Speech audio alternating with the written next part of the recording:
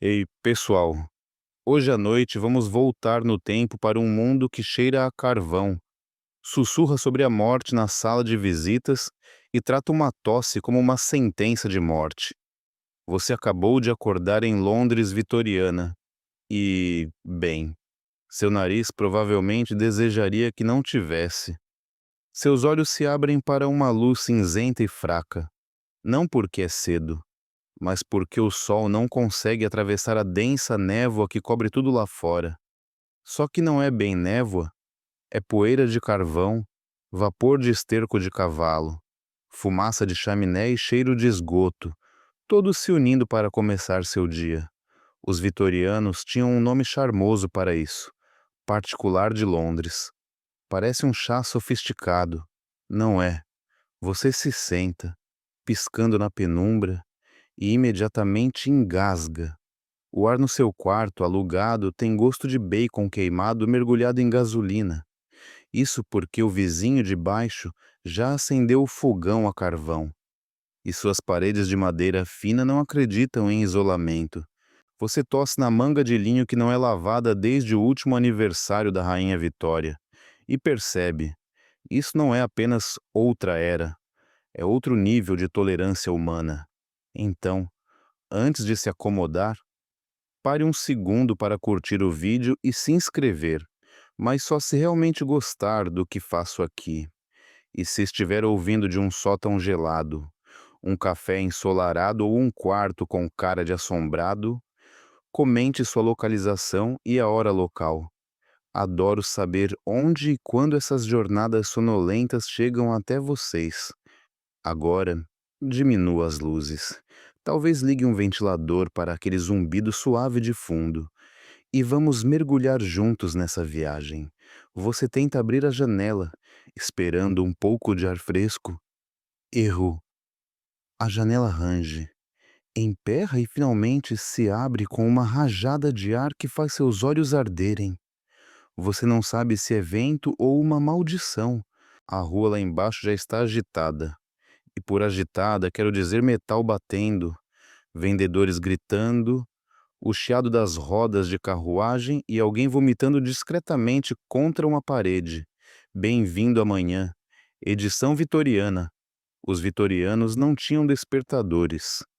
Mas quem precisa de um quando o vizinho ao lado começa a bater um tapete com uma vara às 6 da manhã?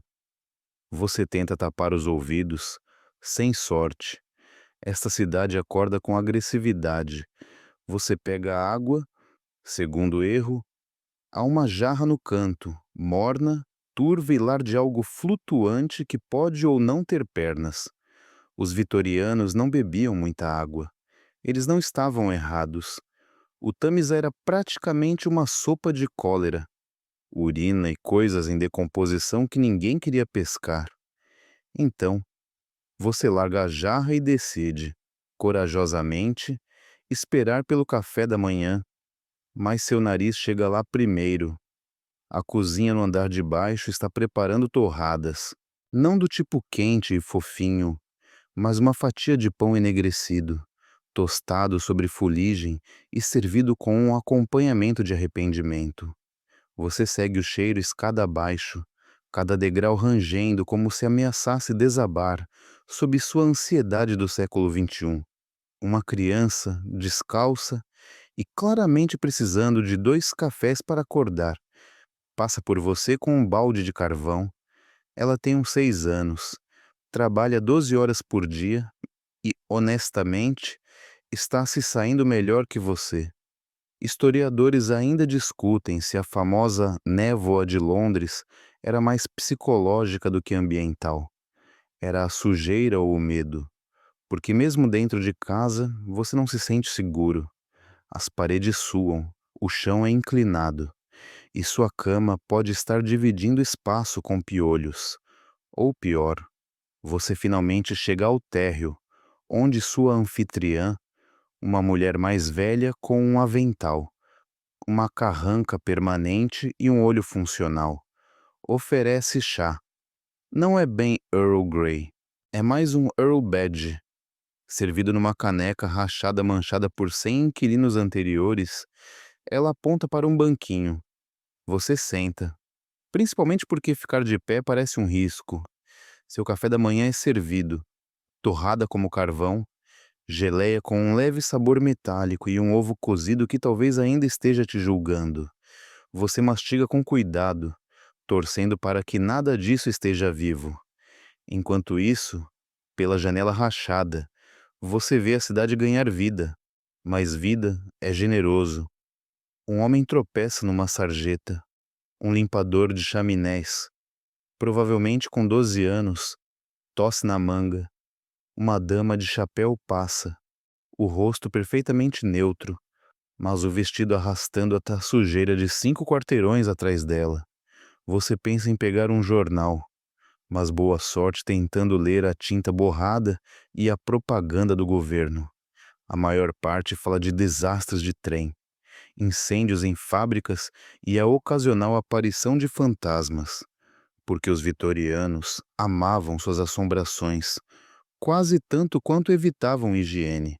Então, você espirra alto, e é quando a dona da casa te lança um olhar.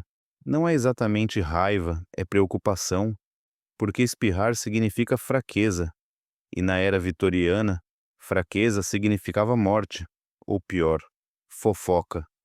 Ela te entrega um lenço. Você não pergunta quando foi lavado pela última vez. Você não quer saber. Lá fora, um sino toca. Você sobreviveu à sua primeira hora. Parabéns, mas são só 7 da manhã. Você tem mais 17 horas pela frente. E, spoiler, elas não vão incluir brunch ou velas perfumadas. Você acha que essa foi a parte difícil? Não, não. Isso foi só o despertar. A verdadeira luta começa quando você tenta sair de casa, caminhar entre as pessoas e percebe que não tem a menor ideia de como essa sociedade funciona. Mas ela já está trabalhando contra você. E assim, suas botas, modernas demais, brilhantes demais, tocam os paralelepípedos. Você mergulha na névoa e imediatamente alguém grita com você por estar no caminho de uma carroça de cavalo que cheira a repolho queimado. Bom dia. Você está em Londres, vitoriana. Tente não respirar fundo demais. Você sai de casa com a fome ainda rugindo no estômago e a esperança agarrada às suas papilas gustativas de que, talvez, só talvez, você encontre algo comestível nas ruas. Spoiler: não vai encontrar. O primeiro cheiro que te atinge não é de comida, é de esgoto, de novo. As ruas de Londres, vitoriana, são pavimentadas com pedras, cobertas de lama e absolutamente marinadas no esterco de milhares de cavalos, cachorros e humanos. Você desvia de uma poça marrom com uma coragem que merece aplausos e imediatamente pisa em algo pior, pegajoso, quente. Você não olha para baixo, apenas continua andando. Vendedores de comida gritam de barracas de madeira tortas. Seu estômago se anima, mas não se empolgue ainda. Você espia uma delas, uma torta de carne, já meio comida por moscas. Repousa orgulhosa numa prateleira empoeirada. Um balde de ostras sua sob o sol, e um homem com um avental engordurado se inclina, oferecendo o que ele chama de leite fresco. Ele diz isso, mas o leite tem um brilho azul pálido e uma personalidade granulada. Você recusa, educadamente. Ele cospe na sua direção mesmo assim, porque na era vitoriana, boas maneiras são uma aposta, e segurança alimentar é uma fantasia. Em vez disso, você avista uma padaria. Parece seguro, não é? Você entra, respira fundo e percebe que cometeu um erro terrível. Sim, há pão, sim, há algo doce no ar, mas também há um cheiro de mofo, suor e fezes de rato assadas nas paredes. O ajudante do padeiro, não mais que 10 anos, te oferece um pãozinho. É quente, sim, mas também meio verde nas bordas. Você compra mesmo assim. A fome vence a dignidade, e você está com prazo, precisa sobreviver este dia. Na primeira mordida, você sente. O que é isso? Giz? Sim, porque padeiros baratos muitas vezes misturavam farinha com giz, serragem ou até pó de alume, para deixar o pão mais branco e fofinho. Seu estômago se contorce em protesto. Historiadores ainda discutem se os pobres urbanos realmente entendiam os riscos de suas dietas ou simplesmente não tinham escolha. De qualquer forma, as consequências eram as mesmas: dores de estômago constantes, dentes caindo aos 30 e raquitismo como rito de passagem. Você passa por um grupo de crianças roendo cordas de alcaçuz. Pelo menos parece alcaçuz, pode ser piche. Um menino te oferece um pedaço. O sorriso dele está faltando 2 dentes da frente, e as mãos estão pretas de fuligem. Você o dispensa com um sorriso nervoso e continua andando. Então, você vê algo promissor. Um café na esquina. Bem, não exatamente um café, mas uma sala pequena com bancos, velas e algo borbulhando numa panela. Você senta. Grande erro. O banco de madeira te dá uma farpa do tamanho de uma agulha de costura. E a panela são enguias em gelatina, servidas frias. Você engasga. O homem ao seu lado chupa uma com um barulho que pode te assombrar pelo resto da vida. Tentando ser corajoso, você toma um gole de algo chamado café. É marrom, morno e tem gosto de corda queimada. O café vitoriano muitas vezes incluía grãos reciclados, bolotas trituradas ou até ervilhas torradas. Sua língua fica dormente, seus olhos marejam. Você devolve a caneca à mesa e se levanta rápido demais. A sala gira. Será que aquele pão de giz estava misturado com ópio? É totalmente possível. Ópio estava em tudo: xarope para tosse, fórmula para bebês, até doces. E seu café da manhã vitoriano pode ter acabado de devorar uma viagem alucinógena. Você cambaleia para fora, desesperado por ar e orientação. As ruas ficaram mais barulhentas. Vapor sibila de um cano quebrado. Um vendedor grita sobre tortas quentes, enquanto um mendigo entoa uma rima sobre morte. Do outro lado da rua, um homem vende tônico milagroso numa carroça. Promete curar tosse, calvície, coração partido e possessão por fantasmas. Você fica tentado, mas então seu estômago revira de novo. Você se apoia numa parede. O tijolo está pegajoso. Você puxa a mão e não pergunta por quê. Essa é a única habilidade real de sobrevivência aqui. Não faça perguntas a menos que queira pesadelos. Você segue para o mercado. Talvez frutas, uma banana, uma maçã, algo cru e vivo. Você chega lá. E sim, há frutas, podres, cheias de moscas. Uma mulher bate na sua mão quando você tenta pegar um pêssego e te acusa de bruxaria porque seu sotaque é limpo demais. Você tenta uma banca de açougueiro, a carne, tecnicamente, salsichas cinzentas com crostas, uma cabeça de porco encarando o vazio, sangue se acumulando sob a banca como se estivesse esperando ser limpo. O que não será. Você se lembra de ter lido em algum lugar que Londres vitoriana tinha uma das piores seguranças alimentares urbanas da história. Você está começando a entender. Isso não é sobre escolher uma refeição, é sobre sobreviver a uma. Seu estômago agora está vazio e furioso. Você se agacha atrás de uma carruagem e considera vomitar em segredo. Mas não há privacidade neste lugar. Um menino passa arrastando um gato morto numa corda, cantarolando uma canção de ninar. Uma mulher soluça num lenço na calçada. Alguém por perto assobia o que parece uma marcha fúnebre. São só 8h15 da manhã. Você se senta num degrau, cabeça nas mãos, imaginando como os vitorianos faziam isso todos os dias. E então você lembra. Eles nem sempre viviam o suficiente para reclamar. Um cavalo passa trotando. puxando uma carroça cheia de peixes que cheiram mais velho que a rainha. Você fecha os olhos e respira fundo. Arrependimento, só fumaça de carvão, couro queimado e repolho cozido nas suas narinas. Você se levanta, determinado a encontrar algo comestível. E, finalmente, você acerta o ouro, ou melhor, um mingau morno. Um vendedor te oferece uma tigela de porridge, acinzentado, pegajoso e cheio do que podem ser aveias, ou insetos. Você come. É horrível, mas seu estômago aceita a de oferta com a gratidão de um refém. Você oficialmente tomou o café da manhã. Ele tentou te matar, mas você venceu, por pouco. Você limpa a boca com as costas da mão e tenta se levantar, mas a digestão vitoriana é uma fera cruel. Aquela tigela de mingau duvidoso está organizando uma rebelião no seu estômago, e o pão com giz que você engoliu antes ainda está se expandindo como cimento. Mas não há tempo para a pena. Você precisa se vestir. De volta ao seu quarto alugado. A temperatura mudou. Agora está quente ou gelado.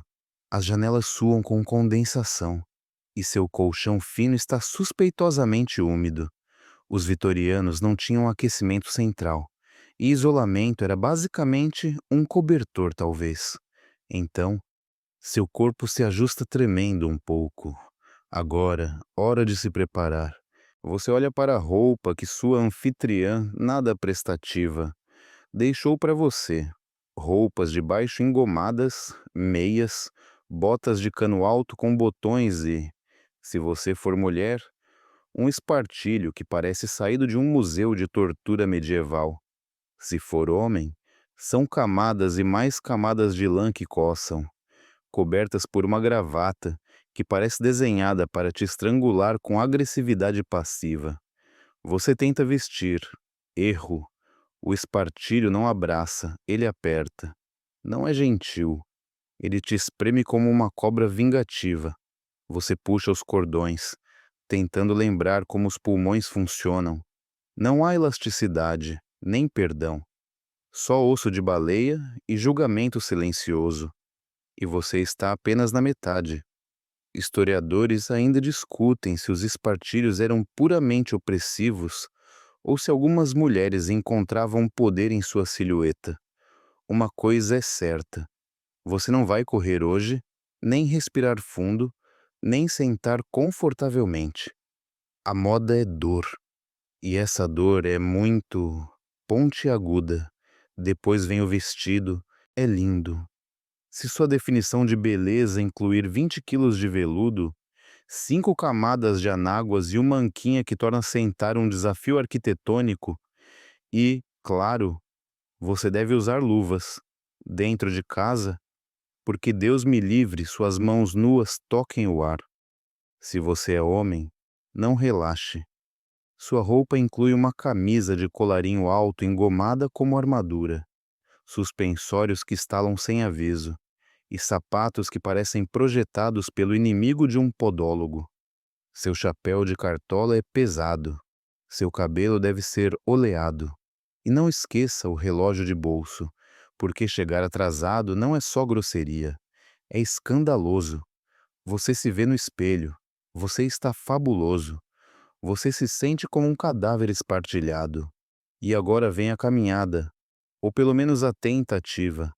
Cada passo é uma aposta. Suas botas são apertadas demais. Sua coluna está reta demais. Sua visão está ficando embaçada. Isso é desmaio? Você pode desmaiar. E desmaiar na era vitoriana não é raro. É praticamente um rito de passagem. Há até um sofá para isso. Um sofá de desmaio, na rua. Você tenta acompanhar o ritmo dos outros, mas seu andar está todo errado. Os vitorianos não desfilam. Eles deslizam. Eles dançam sobre a sujeira, como se fosse uma coreografia. Você, enquanto isso, tropeça como um cavalo perdido. E você está chamando atenção. Uma mulher aperta o filho contra si quando você passa. Um cavalheiro levanta uma sobrancelha para suas luvas amassadas, e um velho murmura algo sobre estrangeiro sem senso de decoro. Você oficialmente virou um espetáculo, e não do tipo bom. Então vêm as regras. Você tenta atravessar a rua, mas aparentemente deve ceder passagem às carruagens da alta classe. Mesmo que te encharquem, o que acontece 2 vezes. Uma poça de algo indizível molha sua bainha, e ninguém pisca. Você se apoia num poste para se equilibrar e recebe um TC de uma governanta que passa. Tocar coisas, em público, com as mãos? Como ousa? Você tenta sorrir para um estranho. Ela parece horrorizada. À sua direita, 2 meninos de uniforme de marinheiro lutam com varinhas enquanto a babá toma chá, como se assistisse a uma peça. Você tenta não tropeçar neles ao recuar do banco. Você vê alguém vendendo partituras perto dos portões do parque e se aproxima. Grande erro. Você tocou a partitura com os dedos nus. O vendedor suspira. Você pede desculpas. Ele zomba. Aparentemente, partituras são sagradas, e suas mãos sem luvas são um crime contra Mozart. Enquanto você se afasta, tropeça levemente. Sua bota prende na bainha do vestido, ou no seu próprio casaco, e você cambaleia para dentro de um arbusto próximo. Um esquilo sobe pelo seu braço e desaparece na sua cabeça. Uma multidão se reúne. A sociedade educada observa. Eles não riem. Isso seria grosseiro. Mas seus olhos brilham com o deleite de quem sabe que vai fofocar sobre isso no jantar. Então, você faz uma reverência. Ou se curva. Você não tem mais certeza. E foge do parque com o pouco de dignidade que te resta. Seu espartilho crava nas costelas. Sua gravata está encharcada de suor. Seus sapatos fazem barulho. E ainda nem é hora do almoço. Você começa a suspeitar que a moda vitoriana não foi desenhada para expressar elegância. Foi desenhada para te quebrar. Você cambaleia para fora do parque, vermelho, úmido, humilhado, e muito consciente de que todos ao seu redor conseguem parecer elegantes, enquanto navegam por uma cidade que cheira a axila e queijo. Você se diz que as coisas vão melhorar quando estiver fora da vista do público. Que fofo, porque agora você está entrando no teatro ao ar livre, que é uma rua vitoriana, uma mistura caótica de cascos batendo, crianças gritando, vendedores de jornal anunciando estatísticas de mortes e a constante ameaça de cocô vindo de cima. Sim, de cima. Você está caminhando por uma viela estreita quando, de repente, splash. Um líquido marrom e morno quase acerta seu chapéu e atinge o paralelepípedo à sua frente. Você congela. Uma mulher no segundo andar, com o rosto impassível, recolhe de um penico de volta para a janela como se fosse totalmente normal, porque é assim que funciona o descarte de resíduos na Londres dos anos 1840. Você se aperta contra o prédio, abraçando a parede como se isso pudesse te salvar de ataques aéreos. Não vai, mas te coloca mais perto de uma banca de açougue onde carnes pendem na vitrine. Moscas dançando alegremente em costelas da cor de tijolos velhos. Você tenta se afastar, mas craque. Sua bota pisa diretamente em algo que esguicha de forma desagradável. Você olha para baixo, imediatamente se arrepende. Então vem o barulho, carroças de cavalo passam roncando, rodas de ferro rangendo contra a pedra. Um homem grita com um limpador de chaminés que passa. Uma mulher grita com seu filho.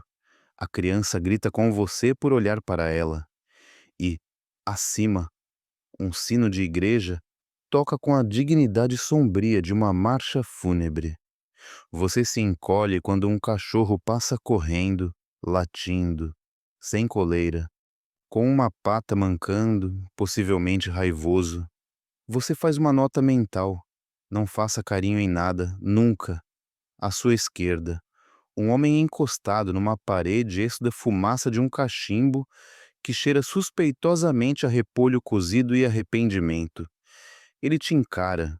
Você acena desajeitadamente e segue em frente. E então você ouve gritos, não gritos dramáticos, estilo cinema.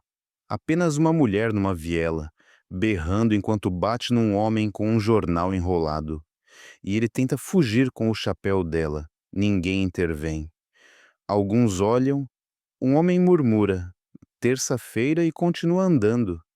Aparentemente, isso é rotina. Historiadores ainda discutem se as cidades vitorianas eram realmente mais perigosas que os centros urbanos de hoje, ou se as pessoas eram apenas melhores em ignorar desastres. De qualquer forma, seus níveis de cortisol estão atingindo novos patamares. Você tenta parecer confiante, mas um mendigo agarra seu braço e sussurra. Ele está te observando. Você se solta. Quem? Quem está observando? Você se vira para olhar. Ninguém está lá. Mas sua paranoia já floresceu como mofo numa renda eduardiana. Você acelera o passo, grande erro. Um guarda te vê. Ele entra no seu caminho. Por que a pressa? Pergunta. Olhos semicerrados. Você entra em pânico. Correr é crime? Não correr é crime? Você abre a boca e diz a pior frase possível. Só estou tentando fugir do cheiro. Ele não gosta disso. Ele se aproxima, inspecionando suas roupas, seu rosto, sua postura moderna esquisita. O bigode dele treme. Você é de Liverpool? Pergunta. Você balança a cabeça. Pior, ele murmura. Provavelmente francês. E com isso, ele te deixa ir, aparentemente decidindo que você está confuso demais para ser criminoso. Você passa por ele, coração disparado, pulmões cheios de fuligem. Você se encontra numa rua de mercado, a multidão é densa, cotovelos afiados, e todos estão gritando. Você achava que mercados de fazendeiros eram charmosos. Aqui é uma batalha com aroma de legumes. Uma mulher tenta te vender nabos. Quando você recusa educadamente, ela bate na sua mão com um. Você agora cheira a vegetal e desespero. Alguém te empurra por trás. Você se vira, bem a tempo de sentir dedos mergulharem no bolso do seu casaco. Um menino, não mais que 10 anos, sorri para você. Segurando seu lenço, você tenta pegá-lo de volta, mas ele sumiu, desapareceu no labirinto de cotovelos humanos. Carroças de cavalo e peixeiros, gritando sobre 2 arenques por 1 centavo. Você está aprendendo que, nesta era, crianças não são protegidas, são predadoras. Você entra numa viela para recuperar o fôlego e imediatamente se arrepende. As paredes são pegajosas. Um homem está se aliviando num canto. Uma mulher parece estar chorando enquanto corta as unhas dos pés. Um rato te encara como se fosse o dono do aluguel. De volta à rua principal, um cortejo fúnebre trava o tráfego.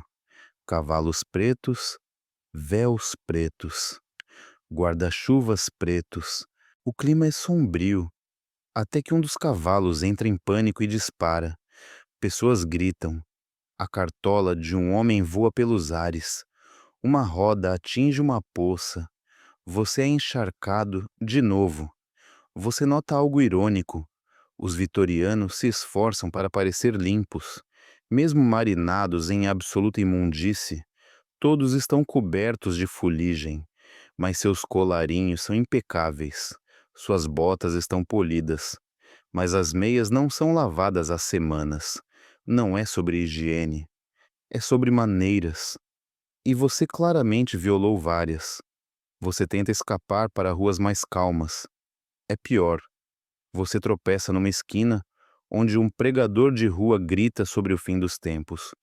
Uma multidão se reúne, alguns assentindo solenemente. Você se esgueira. imaginando se talvez ele esteja certo. Você está mancando agora. Seu espartilho está cravado nos quadris. Suas botas te traíram e suas mãos estão imundas. Um grupo de meninos pequenos passa correndo, rindo, um deles segurando um sapo. Por quê? Você não pergunta. Então, justo quando acha que se ajustou, um homem do outro lado da rua desaba de repente. Ninguém se move, ninguém ajuda. Alguns param. Uma mulher suspira. Mais um e continua andando. Você pisca. Ninguém vai checar o pulso dele? A resposta é não. Não a menos que ele bloqueie o tráfego. O homem se mexe após um minuto. Ele geme, vomita e se levanta como se isso fosse normal. Você está nas ruas há talvez 2 horas. E sua mente está se desfazendo como uma anágua barata. Você olha para um relógio numa torre. São 10:13 da manhã. Você tem mais 14 horas pela frente. Você encontra um degrau, senta, respira. Em algum lugar próximo, alguém começa a tocar violino. É lindo, você quase relaxa. E então um pombo faz cocô diretamente na sua manga.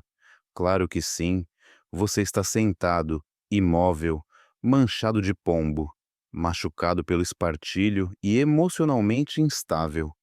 Quando ouve um assobio agudo vindo de cima, você olha para cima. Movimento errado, porque nesse exato momento, um penico de metal voa de uma janela do segundo andar, atinge a parede oposta e explode como um balão d'água vitoriano. Você não grita, não se encolhe, apenas aceita. O respingo quente atinge suas botas e você fecha os olhos. É chuva? É dejeto humano? Honestamente, você nem quer saber. Tudo o que sabe está na hora de parar de andar perto de prédios. Você se afasta da parede, limpando inutilmente a bainha agora encharcada com um lenço sujo. Você pensa em desistir dessa aventura toda, mas, infelizmente, viagem no tempo não vem com o botão de sair, e você ainda precisa se aliviar em algum momento. Isso mesmo, é sua vez de jogar o jogo do penico. Você volta para a pensão e localiza o banheiro comunitário. Não está sinalizado. Você apenas segue o cheiro de amoníaco, mofo e vergonha mal disfarçada. Lá dentro, não há pia, nem privada. Apenas uma tigela de porcelana com uma rachadura na base. Um banco de madeira com um buraco e um balde de água acinzentada com algo que pode ser uma esponja. Ou uma esponja morta. Você procura a privacidade. Não há. Uma cortina pende frouxamente de um lado, manchada e comida por traças. Você se coloca atrás dela como um soldado entrando em batalha. O chão está molhado, o ar é úmido e a sensação de arrependimento compartilhado é avassaladora. Você senta com cuidado, tenta não respirar, reza para que esse não seja o momento em que alguém entre, ou pior, que você acidentalmente vire o penico e derrame o legado de outra pessoa nas suas botas. Você termina o mais rápido que a física permite. Levanta e tateia por papel higiênico. Não há? Claro que não. Os vitorianos usavam trapos, feno, jornal velho ou sua dignidade. Você usa uma parte do jornal que ficou para trás. É a seção de obituários. Muito apropriado. Historiadores ainda debatem a verdadeira extensão da higiene pessoal nas casas vitorianas. Alguns dizem que era chocantemente regular. Outros sugerem que a maioria se limpava sazonalmente, como casacos de inverno. Você acredita no segundo grupo? De volta ao andar de cima, você vê uma bacia rasa, joga água no rosto, é fria e metálica. O sabão é viscoso e cheira como se tivesse sido compartilhado com 3 dúzias de estranhos e um cachorro. Você se seca com o que pode ser um pano de prato. Tenta não gritar. Você olha no espelho. Grande erro. Você parece assombrado. Suas bochechas estão coradas, seus olhos inquietos, e seu chapéu está ligeiramente torto. Você tenta consertar. Falha. Uma batida na porta te assusta. É sua anfitriã. Hora de esvaziar seu penico. Ela diz com o mesmo tom que alguém usaria para dizer: o jantar está pronto. Você hesita. Agora. Ela repete. Então, segurando o penico de cerâmica com as duas mãos, como se fosse uma relíquia sagrada, você desce as escadas e sai para a viela. Não é uma passagem romântica de paralelepípedos com eras e luz de velas. Não, é uma armadilha fétida de urina, forrada com carne descartada, sapatos queimados e o que pode ter sido uma boneca, mas agora parece um artefato amaldiçoado. Você encontra a Itazona de despejo designada, uma vala rasa compartilhada por todas as casas do quarteirão. Você inclina o penico, o conteúdo escorre com um som que você nunca quer ouvir de novo. Um rato observa, você o saúda, por respeito. E então, você vê o homem do esterco noturno. Ele caminha com uma carroça, carregando barril após barril de resíduos humanos das latrinas dos ligeiramente mais ricos. Ele usa um avental manchado e um olhar vazio. Você cruza olhares com ele. Ele acena uma vez, como um soldado reconhecendo outro na batalha. Você acena de volta. Há uma dignidade sombria no que ele faz. É terrível, mas necessário. E neste mundo, isso conta para algo. Você volta para dentro, penico vazio, orgulho destruído. Você finalmente entende. Esta cidade não testa apenas seus pulmões ou seu senso de moda. Ela testa seus limites, seu senso de privacidade, sua capacidade de seguir em frente com meias molhadas e sem espaço pessoal. Você tenta trocar de roupa, só para perceber que o não tem outras roupas. Os trabalhadores vitorianos muitas vezes possuíam apenas um ou dois conjuntos. Lavar era raro, tecido era caro, cheiro era inevitável. Então, você pendura suas roupas externas perto do fogo, um erro. Agora elas cheiram a pombo assado. Esfrega suas meias em água fria e deita por um momento para descansar. A cama range como se estivesse fazendo ameaças. O colchão de palha cutuca através do tecido, e algo sob o cobertor está se movendo. Você levanta o pano, um piolho, possivelmente dois. Eles piscam. Você grita internamente. Não há tempo para descansar agora. A cidade chama. Você reúne sua dignidade em camadas que coçam e sai novamente. Você decide caminhar por uma rua mais tranquila. É mais silenciosa. Sim, mas mais assustadora. Você passa por casas com cortinas pesadas e lampiões a gás piscando atrás das janelas. E a cada poucos metros, há uma placa alertando contra a cólera, tifo ou a peste branca. Essa acaba sendo tuberculose. Você vê uma criança pequena brincando com um aro e uma vara. Ela tosse uma vez, depois outra. É úmido e chiado. A mãe não diz nada, porque tossir é normal aqui. Todos tossem, o tempo todo.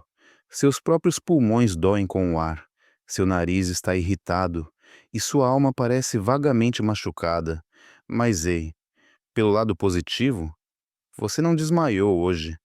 Ainda você continua andando, porque é o que as pessoas fazem aqui, constantemente e com propósito, e geralmente na direção errada. Se você estiver por perto, suas botas ainda estão úmidas, seu espartilho ainda aperta, mas agora seu estômago ronca de novo, porque o mingau vitoriano queima rápido, especialmente quando é feito de mentiras e aveia de rato. Você vagueia por uma viela mais estreita e quase colide com um homem empurrando um carrinho cheio de torrões pretos fumegantes. Carvão. Ele parece ter uns 14 anos. Faltam dois dentes da frente. e usa uma camisa que é mais buracos e otimismo. Ele está trabalhando. Você está boquiaberto. Ele não aprova. Logo à frente, há um prédio longo e baixo com chaminés cuspindo fuligem como dragões furiosos. Sem placas, sem portas. Apenas uma entrada aberta onde as pessoas entram com a cabeça baixa e saem parecendo 10 anos mais velhas. A curiosidade leva a melhor. Você acabou de chegar a uma fábrica vitoriana e eles estão contratando. Você passa pelas portas e imediatamente sente o ar mudar. É mais quente dentro do que fora. Apesar de não haver janelas, há uma mistura de óleo queimado, suor e poeira fina que gruda na sua pele instantaneamente. As máquinas batem como 100 relógios furiosos. O chão está coberto de algo preto que pode ser poeira de carvão ou ossos. Você não pergunta. Você recebe um trabalho, sem entrevista, sem perguntas.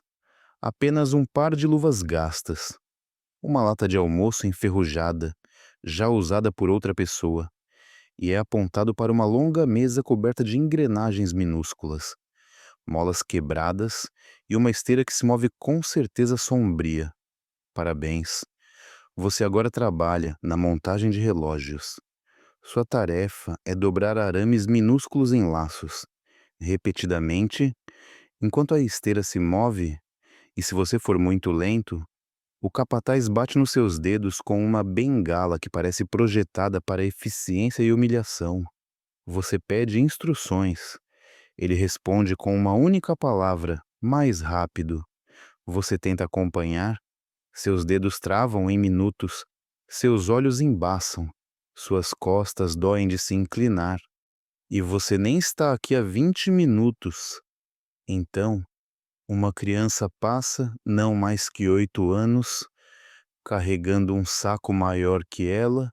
Ela te olha com uma expressão experiente de: você nunca vai durar.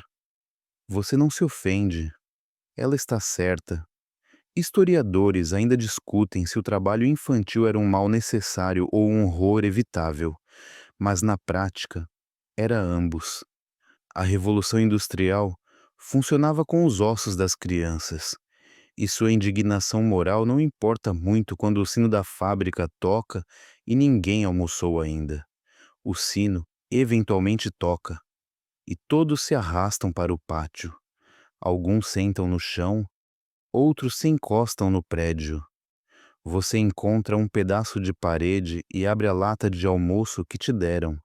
Dentro, uma fatia de pão tão dura que poderia ser usada em autodefesa. Um pedaço de queijo que brilha com algo que pode ser mofo, ou manteiga, e uma batata cozida do tamanho de um globo ocular.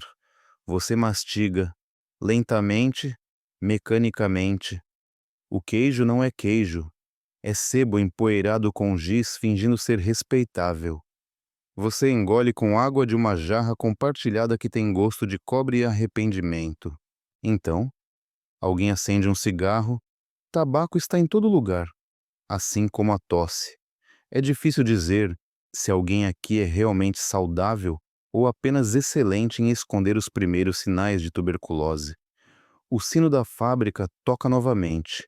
O almoço acabou. 23 minutos de mastigação e chiado. Você volta ao seu posto. Desta vez, o capataz nem finge supervisionar. Ele apenas grita. Você dobra mais arames. Um corta seu dedo. Você chupa instintivamente e sente um gosto metálico de micróbios vitorianos. E agora, você está suando. A sala fica mais quente quanto mais as máquinas trabalham. Não há ventiladores. Apenas o som de engrenagens batendo, vapor sibilando e uma garota do outro lado da mesa cantarolando algo que soa suspeitosamente como uma marcha fúnebre. Sua cabeça começa a doer. O ar é denso. E então você sente o cheiro. Algo queimando. A luva de alguém ficou presa numa máquina. A garota grita. Um homem corre até lá. Eles param a esteira. A mão está gravemente queimada, mas ela é instruída a enfaixar e ficar quieta. Sem hospital, sem analgésicos, apenas gaze e dentes cerrados. Você quer protestar, mas o capataz te lança um olhar que diz: quer ser o próximo? Então, você senta de volta e continua dobrando. Você não sabe por quanto tempo isso continua. O tempo perde o sentido. Seus dedos estão em carne viva. Suas pernas estão dormentes. Sua alma está vazando pelos seus sapatos. Eventualmente, as máquinas desaceleram. As portas se abrem. O sino toca. Você terminou. Você sobreviveu a 6 horas de trabalho na fábrica. Você cambaleia para fora. A luz machuca seus olhos. Seu nariz está cheio de poeira. Seus pulmões chacoalham. E você entende agora por que as pessoas bebiam gin antes do trabalho, ou durante, ou em vez dele. Você encontra uma bomba d'água e joga água no rosto. Alguém tosse atrás de você. Você se vira. É a garota queimada. Ela está sorrindo. Sua mão enfaixada treme. Foi seu primeiro turno? Ela pergunta. Você acena. Você se acostuma. Ela diz. Você sorri fraquinho. Por que não vai? Você absolutamente não vai? Você se afasta, mancando levemente. Uma das suas botas agora está sem sola. Suas luvas estão duras de sujeira. E suas costas protestam a cada passo. Mas ei, você ganhou um salário. Alguns centavos. O suficiente para pão. Ou uma noite numa pensão. Ou, se você for ousado, um pedacinho de carne cozida que você espera não ser rato. Você vagueia pela rua em silêncio, agora vendo o mundo numa tonalidade mais escura. Cada criança suja é um colega de trabalho. Cada homem tossindo é um aviso. Cada fábrica é um caixão com janelas. E são apenas 14h30. 10 horas restam, por um golpe de sorte. Ou mais precisamente, azar. Você é convidado para um chá com o inimigo, a sociedade educada vitoriana. Você está caminhando por uma rua mais limpa, onde a lama foi varrida para as bordas e o ar cheira menos a cavalo e mais a sabonete de lavanda. Quando uma mulher deixa cair sua sombrinha, você a pega, sorri, devolve. E agora, você está dentro. Oh, ela diz, te avaliando de cima a baixo, os lábios tremendo levemente, que, inesperado, antes que você possa recuar, ela chama sua companheira, outra mulher com um chapéu preto e olhos como facas, e diz: eles são pitorescos, não são? Venha, temos tempo para um chá antes da palestra. De repente, você está sentado numa cadeira rígida e bordada, numa sala de estar cheia de pássaros empalhados, retratos de ancestrais carrancudos e uma mesa gemendo sob o peso de porcelanas e julgamento. O ar cheira a perfume floral e perucas empoadas. Seu espartilho está cortando suas costelas novamente, mas você tenta sentar ereto. E reto é bom, e reto é seguro. O chá é servido por uma garota de touca de renda que provavelmente não pisca desde as 9 da manhã.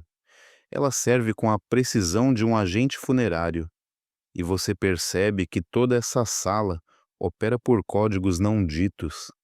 Você pega o garfo errado, as mulheres trocam olhares, você toma um gole antes de alguém brindar.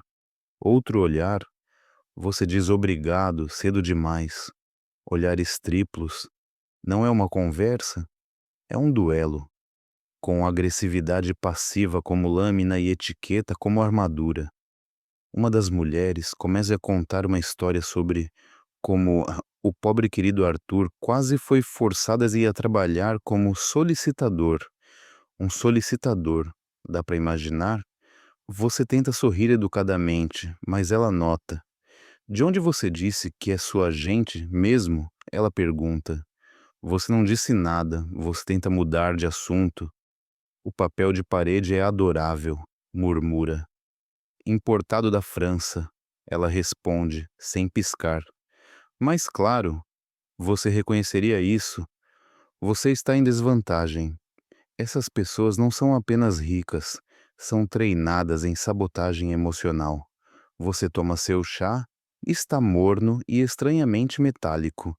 Seu estômago ronca audivelmente. Alguém ri na xícara. Uma bandeja de sanduíches delicados chega. Finalmente, comida. Você hesita. Então pega o que tem menos verde.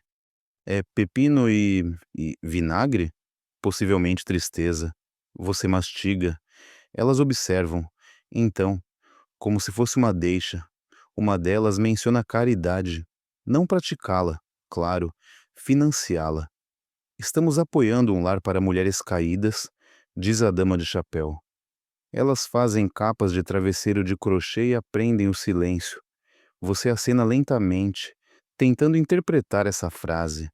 Não se preocupe, diz a outra. Você não seria elegível. Você não sabe se isso é um elogio ou um insulto.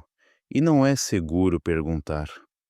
Historiadores ainda discutem se as mulheres da alta classe vitoriana eram vítimas indefesas do patriarcado ou táticas sociais implacáveis que governavam suas casas com luvas de ferro, com base na maneira fria como seu cubo de açúcar foi oferecido. Você aposta no último. A conversa muda para joias de luto. Elas passam um broche contendo cabelo humano. Você sorri fraquinho. Alguém menciona que usa quando sente ela por perto. Ninguém elabora. Então vem uma história sobre um escândalo. Sussurros de uma jovem que fugiu com um artista. Todos ofegam. Não pelo romance, pela falta de discrição. Você tenta mudar de assunto? Má ideia. Você menciona trabalho. Trabalho em fábrica. A sala fica em silêncio. Alguém tosse educadamente. Ah, uma mulher diz: Você trabalha. Você acena. Ela pisca. Que novidade. Então, elas guiam a conversa de volta a águas mais seguras. Poesia sobre flores. O novo retrato da rainha. E um debate sobre se renda parece vulgar se usada numa terça-feira. Você toma seu chá e deseja que fosse gin. Você se desculpa com uma mentira murmurada sobre precisar cuidar da condição do meu primo. Elas acenam, vagamente desapontadas por você não se envergonhar mais. Ao sair, alguém murmura. Pelo menos eles sentaram ereto. Fora, você respira. Então tosse, porque o ar ainda é vitoriano. Você está aliviado por sair daquela sala, mas também espiritualmente machucado. Há um tipo específico de violência nos círculos sociais da alta classe, silenciosa, cortante e açucarada. E isso acabou de acontecer com você durante um bolinho.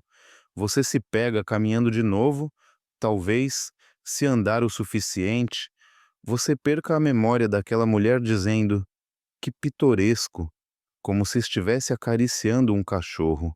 Você passa por uma vitrine e vê seu reflexo. Você parece respeitável agora, mais ou menos, mas seus olhos dizem a verdade. Você acabou de sobreviver a uma escaramuça de chá. Você se senta num degrau novamente, está virando hábito. Do outro lado da rua, um homem está recitando poesia. Uma pequena multidão se reúne. É dramático, triste e estranhamente belo.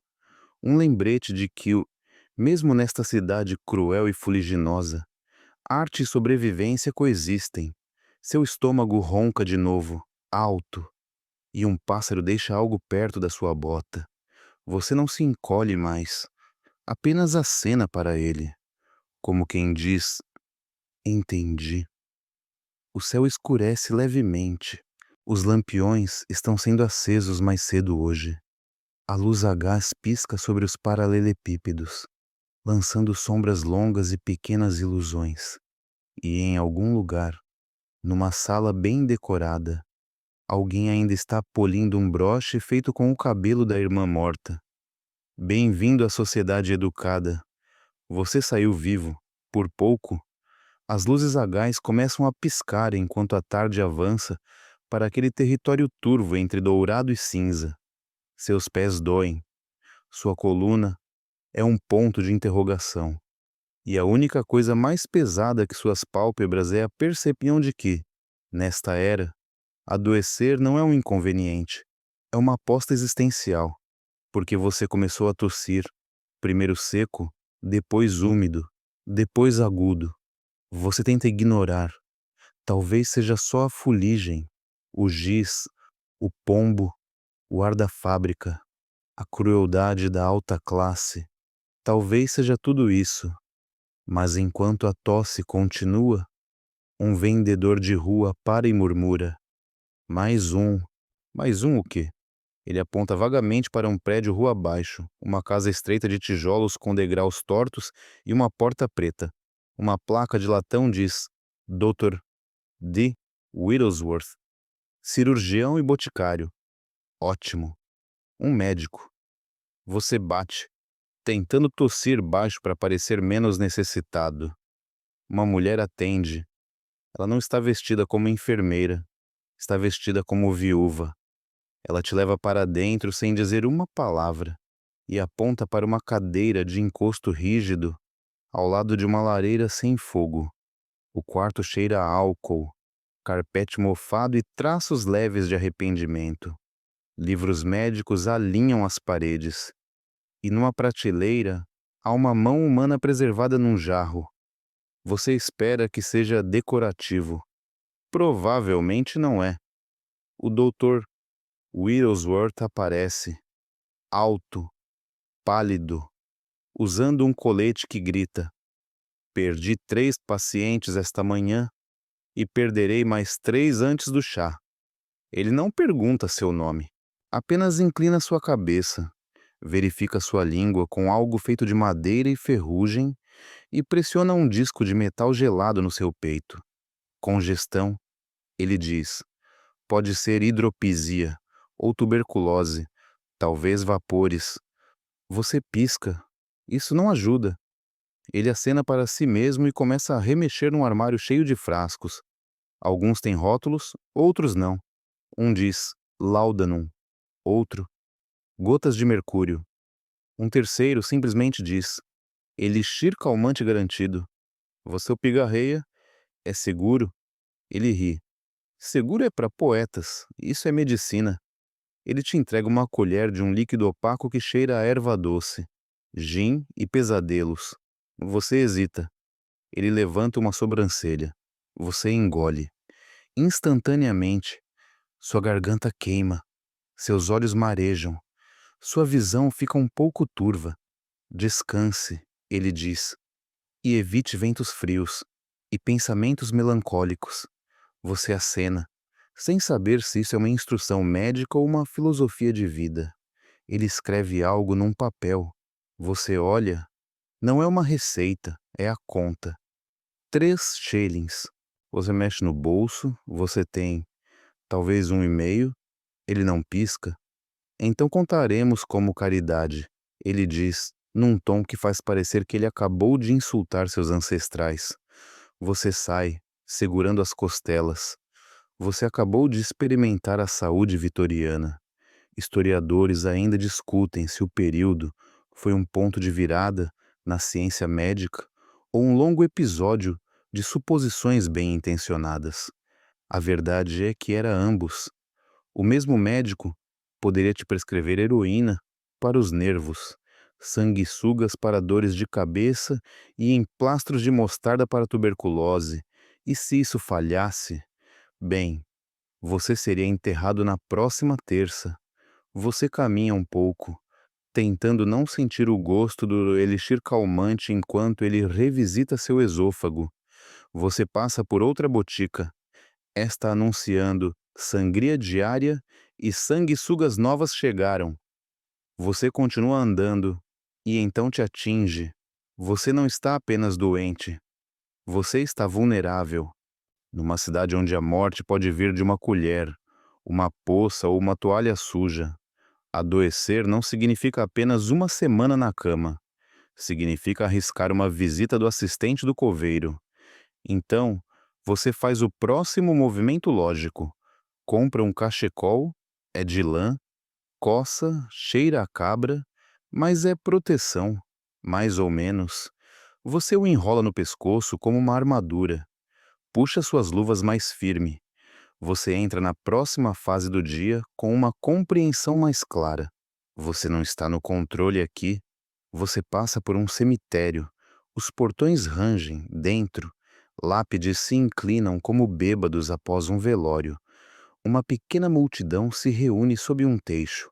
Um funeral, sem música, sem flores. Apenas silêncio. Um pastor com uma voz que parece um ronco. E um menino jogando torrões de terra distraidamente no caixão. A mulher ao seu lado sussurra. Quinto esta semana. Você não pergunta o que aconteceu. Você já sabe. Você se senta num banco de pedra por perto, observando os corvos bicarem a grama. Um tem algo brilhante no bico. Possivelmente uma moeda. Possivelmente um dente. Você não sabe o que é pior. Você pensa nas coisas que podem te matar aqui. Água contaminada, carne estragada, médicos ruins, moda, ser pobre, parecer estrangeiro, ser muito alto, muito triste ou simplesmente azarado. Você respira fundo, se arrepende instantaneamente, fumaça, de novo. Você tosse, de novo. Uma criança passa, segurando um buquê de violetas mortas. Ela espirra. A mãe a repreende gentilmente e diz: Não podemos pagar outro caixão.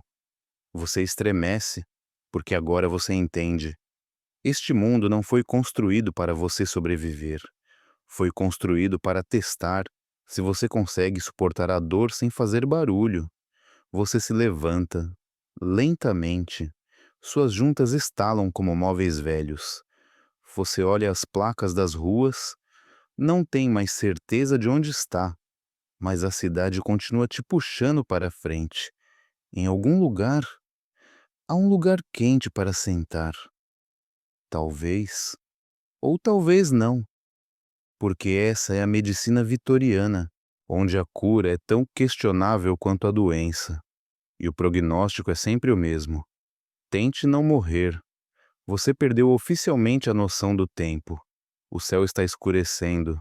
Não exatamente noite, mas também não mais tarde. Apenas aquele cinza vitoriano inquietante, onde cada prédio parece se inclinar levemente para dentro.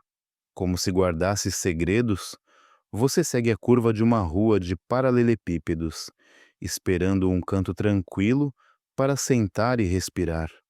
Em vez disso, você se vê diante de um enorme prédio de pedra com portões de ferro e janelas estreitas que parecem projetadas para manter algo dentro. Não fora dentro, acima da porta, uma placa desgastada diz: Hospital Real de Bethlehem. Mas os locais não chamam assim. Eles chamam de Bedlam. Você estava apenas tentando caminhar para aliviar a tosse e agora está encarando um asilo. Um homem no portão, vestido com um casaco marrom esfarrapado e segurando uma lanterna, te avalia. Visitando um parente, ele pergunta: Não. Você gagueja. Ele dá de ombros. Eles deixam as pessoas entrarem para dar uma olhada. Alguns pagam extra para ver os piores, como um zoológico. Você pisca. Não sabe se isso é uma oferta ou um aviso, mas seus pés se movem. E de repente, você está passando pelas portas de um lugar construído para conter o que os vitorianos mais temiam. A mente humana é imprevisível. O saguão de entrada é frio, úmido, iluminado por uma luz a gás fraca que pisca contra paredes manchadas. Uma enfermeira passa, olhos fixos à frente, mandíbula cerrada. Você sente cheiro de vinagre e alvejante, e algo por baixo, algo terroso, como medo impregnado nos tijolos. Um grupo de pacientes senta em silêncio ao longo da parede. Um se balança para frente e para trás. Outro murmura sobre pássaros na sopa. Uma terceira mulher apenas encara a própria mão, como se ela a tivesse traído. Você tenta não olhar, mas olha. Todo mundo olha. Um atendente te conduz por um corredor e diz: mantemos-os quietos aqui. Os perigosos, bem, esses não recebem visitas. Você passa por portas trancadas. Algumas têm ferrolhos de ferro, outras, marcas de arranhões. Uma tem uma mancha de sangue. Você não pergunta. Um homem irrompe em canto atrás de uma delas. É lindo, por um segundo, depois vira grito. Você se encolhe. O atendente não. Ele te leva a uma ala rotulada melancolia, nervosa em histeria. A porta range. Dentro, há mulheres, jovens, de meia idade, algumas mal saídas da infância, sentadas em cadeiras rígidas, todas vestidas com camisolas de algodão sem graça, cabelos cortados, olhos vazios.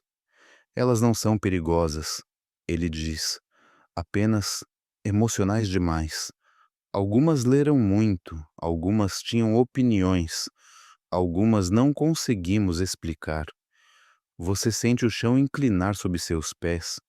Historiadores ainda debatem quantas mulheres na era vitoriana foram internadas não por doença mental, mas por inconformidade, tristeza, frustração, ambição, menopausa, às vezes, até exaustão pós-parto ou recusar as exigências de um marido podiam te garantir um lugar aqui. Uma mulher se vira para te olhar, ela sorri. Meu nome era Eleanor antes. Ela diz suavemente. Agora sou a paciente 43. Você quer dizer algo reconfortante, mas não tem as palavras para isso. Não aqui, não agora. Outra mulher começa a chorar. Não alto, apenas um soluço suave e repetitivo, como uma caixinha de música quebrada. Ninguém se move para confortá-la. A enfermeira do outro lado da sala lê um jornal, impassível. Você pergunta, com cuidado: elas são tratadas? O atendente ri. Tentamos sanguessugas, banhos de gelo, lençóis frios, cadeiras giratórias. Um cara está trabalhando em terapia elétrica. Semana que vem, talvez tentemos espantar fantasmas. Você fica atônito. Então ele adiciona: melhor do que fazíamos antes. Você não pede detalhes. Ele te leva para a próxima ala. E agora, os corredores ecoam com uivos. Metal batendo e risadas desconexas. Um homem se joga contra as grades de sua cela. Outro mastiga a própria manga. Um terceiro deita no chão, rosto pressionado contra a pedra, murmurando sobre fogo e dentes, e a rainha. Dizem que a loucura é contagiosa. O atendente murmura. Mas acho que a cidade apenas vaza pelas rachaduras. Você acredita nele. Suas mãos tremem levemente. Você finge que é o frio. De volta ao saguão de entrada. Você pergunta se eles vão ficar bem. Eles são alimentados. Ele responde. Dormem, às vezes. Você acena. É o mais próximo de conforto que você vai conseguir. Você volta para a rua. O ar parece diferente agora, não mais fresco, apenas mais pesado, como se estivesse pressionando suas costelas. Você olha para trás uma vez para o asilo. Suas janelas brilham faintly na névoa, como olhos observando por trás de um véu. Você não consegue afastar a sensação de que a linha entre paciente e visitante aqui é assustadoramente tênue. Você tosse de novo. Você se imagina sendo levado para dentro na próxima vez, não saindo, porque na era vitoriana, a doença mental não é tratada, é contida, escondida, punida, ou classificada como histeria se você tiver o azar de ser mulher. E o pior de tudo, você não precisa estar louco para ser trancafiado, apenas inconveniente. Você não caminha tanto quanto deriva agora, pelas ruas crepusculares pegajosas com névoa úmida e o tipo de silêncio que não significa paz, mas inquietação, esperando pacientemente para florescer. O asilo ainda persiste na sua mente, agarrado como fumaça. e você está desesperado por um vislumbre de algo quente, algo gentil. Em vez disso, você vira uma esquina e esbarra direto num casal no meio de uma discussão. Bem, uma performance. Um jovem, peito arfando sob um colete abotoado, agita dramaticamente um lenço. A mulher à sua frente, ruborizada e furiosa em luto preto, segura um medalhão numa mão e uma carta enrolada na outra. Ela está chorando. Você para. Não só porque é constrangedor, mas porque é tudo tão teatral. Bem-vindo ao amor. Edição vitoriana. Ele grita algo sobre desonra. Ela responde com: Meu coração sempre foi teu. Um guarda que passa para ouve por um instante, então acena com aprovação e segue. Aparentemente, coração partido em público é uma instituição cultural. Você se afasta, divertido e horrorizado, mas enquanto continua andando, os sinais de cortejo vitoriano ficam mais claros e mais estranhos. Um homem está ao lado de uma carroça de flores, selecionando lírios com a intensidade de alguém escolhendo armas para um duelo. Uma mulher ri atrás do leque para um cavalheiro do outro lado da rua. O contato visual deles se estendendo por um quarteirão inteiro, antes que ambos desviem em direções opostas. Sem toque, sem palavras, mas definitivamente, um momento, você começa a perceber que o amor aqui é um esporte de contato jogado à distância. As regras são absurdas, as apostas são altíssimas, e tudo está enredado em etiqueta, reputação e expectativa social. Você passa pela vitrine de uma costureira e vê uma seção inteira dedicada a trajes de luto para noivados interrompidos, porque até amantes, quase amantes, requerem um guarda-roupa público de luto. Você atravessa um parque onde um jovem casal senta em extremidades opostas de um banco, 2 pés entre eles, ambos fingindo ler. Eles estão apaixonados, ou tentando estar. Seus mindinhos quase se tocam. Você tenta não suspirar, e então você vê uma pequena loja forrada com caixas de veludo e cartas de amor desbotadas. Você entra, um sino de prata toca. O ar cheira a água de rosas e madeira antiga. Dentro, joias, mas não do tipo brilhante. Sem diamantes, sem rubis, apenas pingentes de azeviche preto. Medalhões contendo o cabelo trançado e anéis inscritos com frases como "Na morte eterno" e "Lamente-me sempre". E o lojista aparece, pálido e gentil, com olhos que parecem ter visto tragédias demais. Comprando para alguém especial, ele pergunta. Só olhando, você sussurra. Ele acena sabiamente. Acabamos de receber um lote de anéis de luto de noivado, muito na moda para promessas quebradas. Você pisca. As pessoas usam joias para lamentar. Um noivado? Oh, sim, ele diz quase alegremente, especialmente quando termina em escândalo ou cólera. Você recua lentamente e sai. Historiadores ainda debatem se a obsessão vitoriana com o luto era repressão cultural ou sofisticação emocional. Mas uma coisa é clara: eles transformaram o coração partido em alta arte.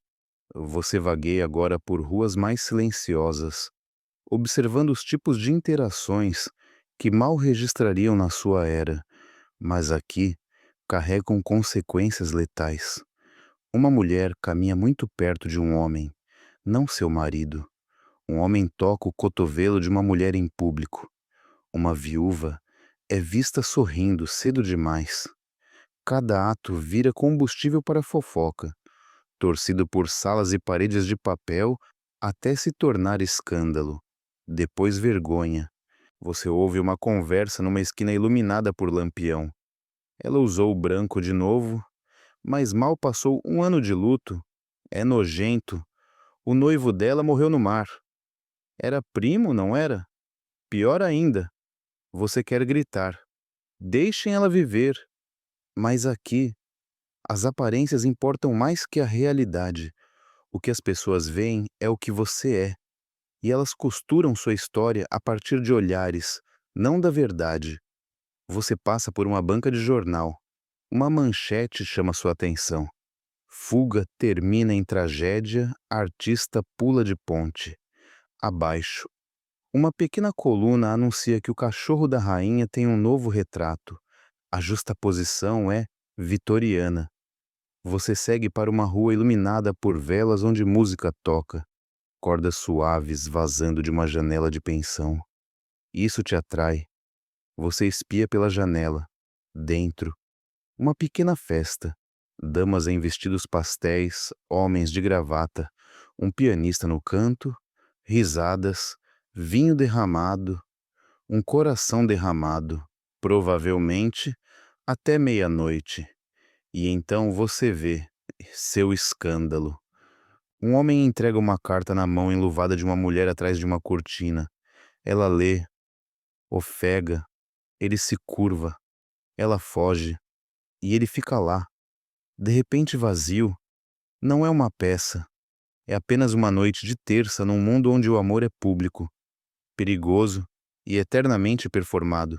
Você recua, olha para cima, as estrelas estão fracas, o ar está fresco, seu cachecol ainda coça, mas dentro da sua cabeça agora ressoa a percepção silenciosa de que o amor, aqui, nunca é só amor, é sobrevivência.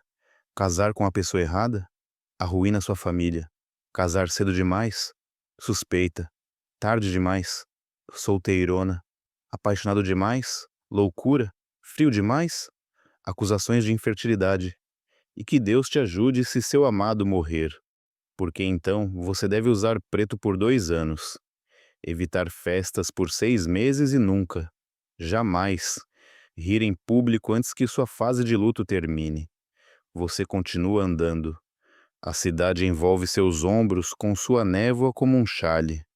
Você pensa no amor moderno, bagunçado, direto, casual, alto. Você pensa no amor vitoriano, silencioso, mortal, coreografado como uma marcha fúnebre com luvas de renda. E, honestamente, você prefere o coração partido. O relógio da torre toca 7. 7 badaladas metálicas longas que ecoam pela névoa da noite como um sonar de um navio fantasma. Você estremece, não porque está frio, mas porque a cidade está mudando de marcha. A sujeira diurna dá lugar ao brilho noturno. As sombras ficam mais longas, os rostos mais cansados. E o que passa por jantar em Londres, Vitoriana começa a sair pelas janelas abertas, carne cozida, verduras passadas do ponto e o ocasional cheiro de algo suspeitosamente embalsamado. Você segue seu nariz até o que parece uma casa de jantar pública. Há risadas vindo de dentro. Isso parece promissor. Dentro está quente, relativamente. Lampiões a gás sibilam no teto. E é uma névoa de fumaça e molho no ar. Mesas longas, bancos gastos, casacos secando perto do fogo. O clima é algo entre uma recepção fúnebre e uma taverna de piratas. Com um toque de vibrações de sofá de desmaio, você senta, o banco balança, um garçom joga um prato na sua frente. Você não pediu, não importa. É carne, talvez cordeiro, talvez mistério, acompanhada de vegetais cinzentos e um molho gelatinoso e grosso que se move independentemente do prato. Você cutuca, ele treme, você come mesmo assim. E justo quando você engole, o homem ao seu lado se vira e diz: "Não se preocupe, eles fervem a maior parte do formol." Você congela, ele ri. Brincadeira, quase. Você tenta rir, falha.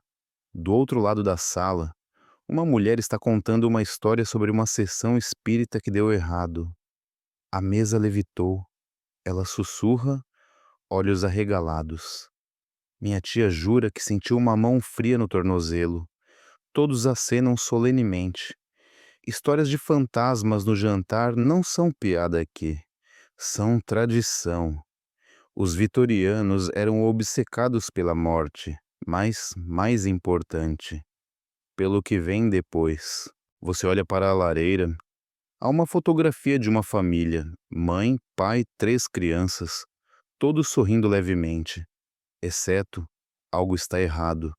A garotinha está muito, muito parada, parada demais.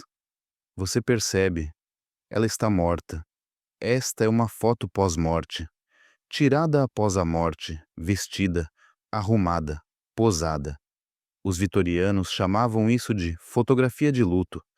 Você chama de combustível para pesadelos, e então te atinge. A morte aqui não é escondida, é integrada, exibida, sussurrada sobre tortas de carne e peixe em gelatina. Entes queridos viram conversa de mesa ou decoração de mesa. Historiadores ainda debatem se essa fixação com os mortos era devoção espiritual ou negação em massa. Mas uma coisa é clara: os mortos tinham mais fotos que a maioria dos trabalhadores vivos. O jantar continua. Você come mais devagar agora. A carne pode ser porco, ou pode ser o que sobrou de ontem. O homem ao seu lado pede pudim preto, que você lembra que envolve sangue. Ele te oferece um pouco. Você recusa. Ele acena. Esperto. Alguém traz uma lata de doces cozidos. Você aceita um. É duro como pedra e tem gosto de sabonete de lavanda. Você tenta sorrir. Então, a anfitriã entra. Ela é grandiosa, coberta de joias, envolta em camadas de renda preta, um chapéu com plumas e olhos que desafiam você a interromper. Ela é mais velha, 60, talvez, mas com a postura de uma rainha e uma voz que corta o murmúrio como um bisturi, corta repolho cozido. Ela toma seu lugar à cabeceira da mesa e imediatamente começa a falar sobre seu marido morto, não em luto, não em tristeza, mas em fascínio. Ele bate na cômoda toda quinta-feira. Ela diz, sempre 3 vezes, sempre logo após meu licor da noite. Ninguém questiona isso. Ela se vira para você de repente. Você parece assombrado. Primeira sessão espírita. Você pisca. Eu não fui a uma. Oh, querido, ela diz com um sorriso. Você já está numa. E com isso, ela diminui a luz a gás. Um médium entra na sala. Ninguém aplaude. Ninguém grita. Eles apenas ficam quietos. A mesa é limpa. Velas são acesas. Mãos são unidas. E alguém começa a cantar um hino tão lentamente que pode estar ao contrário. Você acompanha, principalmente porque dizer não na sociedade vitoriana é mais escandaloso que ver fantasmas. O médium entoa. A anfitriã fala em latim. O homem ao seu lado murmura. Pergunte sobre os talheres. Você acha que ele está brincando. E então a mesa range. Uma vez, duas. A vela pisca. A janela treme. Ninguém se move. Você sente um ponto frio no seu pulso. Não dramático. Apenas frio. Você tenta ser racional. É o vento.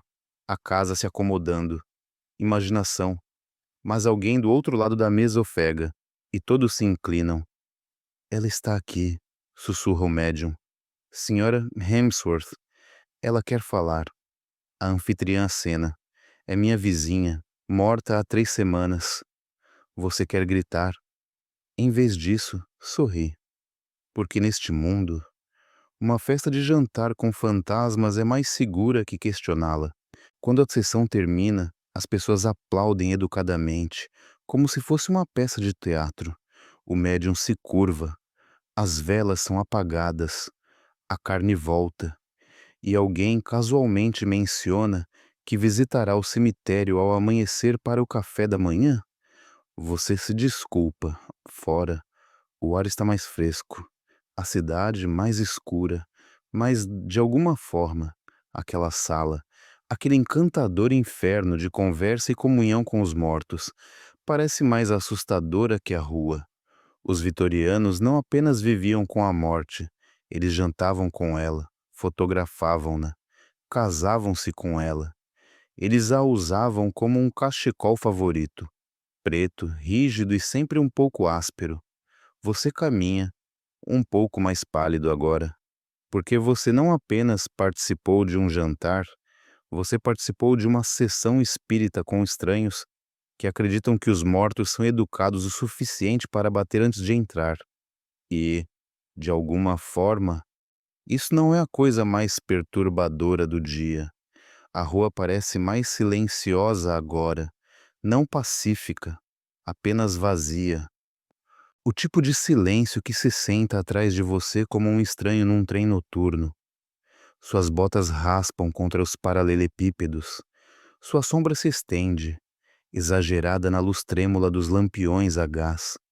Você está cheio, tecnicamente, mas o jantar deixou algo mais no seu estômago.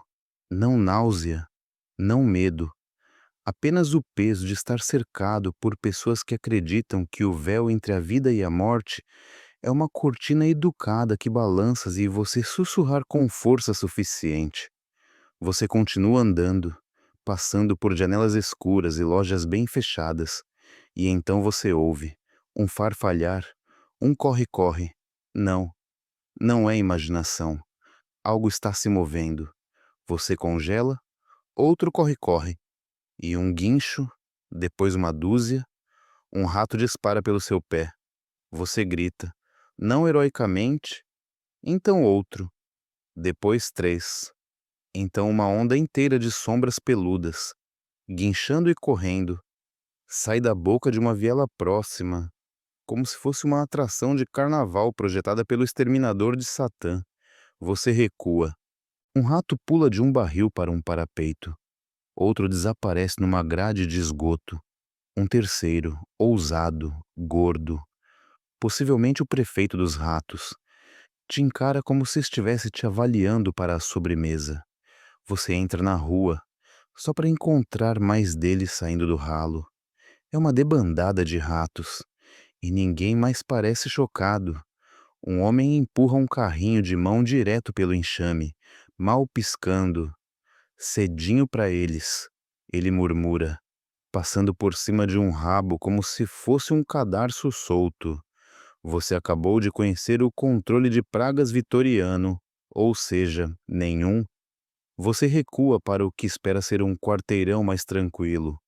Os ratos diminuem, substituídos por algo possivelmente pior: piolhos. Não literalmente, ainda, mas a constante sensação de coceira, de que seu couro cabeludo está sob ataque, porque agora é hora de dormir. Você encontra o caminho de volta à pensão.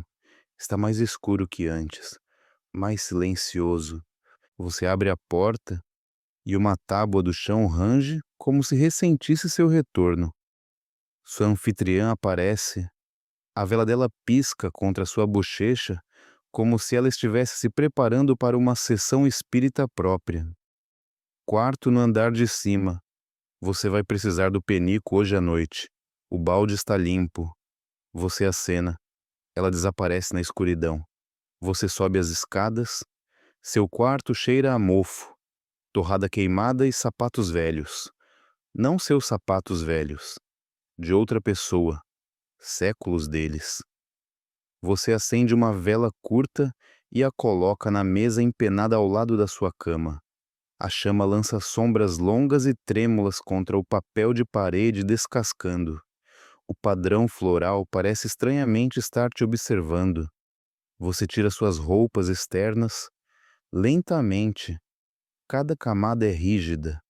Cada fivela parece uma batalha final de chefe. Seu espartilho, ou gravata, fundiu-se com seu corpo. Suas meias fazem barulho quando descascadas. Você não pergunta por quê. E então, você levanta o lençol fino. Pausa. Há um inseto, minúsculo, rápido. Some antes que você possa piscar. Você faz aquele movimento de ficar perfeitamente imóvel e fingir que talvez fosse um truque da luz. Não era. Você deita mesmo assim, cuidadosamente, corajosamente, com arrependimento. O colchão é de palha. Você riria se não te cutucasse. O travesseiro é macio, mas cheira a 40 anos dos sonhos de outra pessoa. Você puxa o cobertor até o queixo.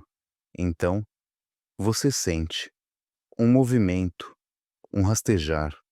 Você bate na perna, depois no braço, depois no couro cabeludo. Parabéns, você tem companhia, porque percevejos, pulgas, piolhos e outros mordiscadores não identificados são os verdadeiros residentes aqui. Você é apenas um inquilino.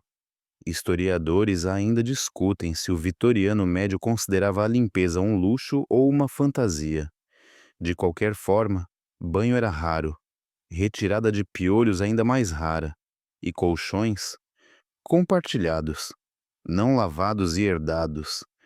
Você fica lá, rígido, sua vela chia, onde o quarto geme com o som de alguém andando no andar de cima, ou abaixo de você, ou dentro das paredes.